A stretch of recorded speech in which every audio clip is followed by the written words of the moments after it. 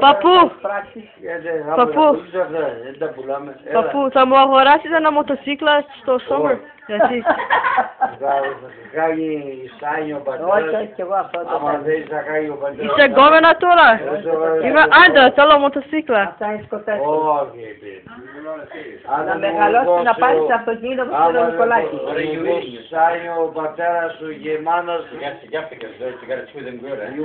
Your father, you μου σάνιο και...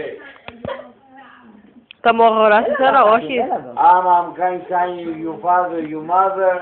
Έλα το Πρέπει να Νικολάκη. πάρεις very high marks στο σχολείο. Και εγώ ανήρω... So, είναι... How is that, 1,000?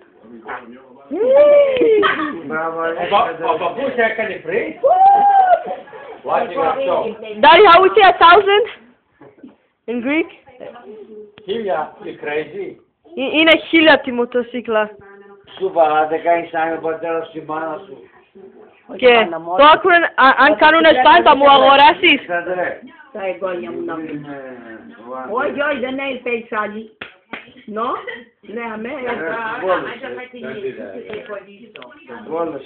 Παππού, Όχι, πες παππού, δεν πρέπει να πες άλλο. θα κάνεις πρώτα και μετά Θα θα κάνεις κάνεις άλλο. Πάει ο παππούς.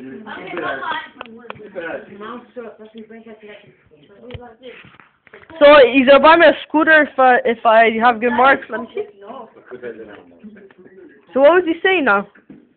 If your parents sign, okay, I buy. Κάτσε κάτω.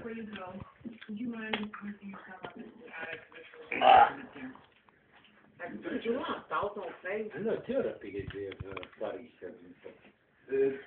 Ο Τσίμ σε 6 ώρα μου δεν θα κλείσει το μαγαζί. Και με πήρε τηλέφωνο.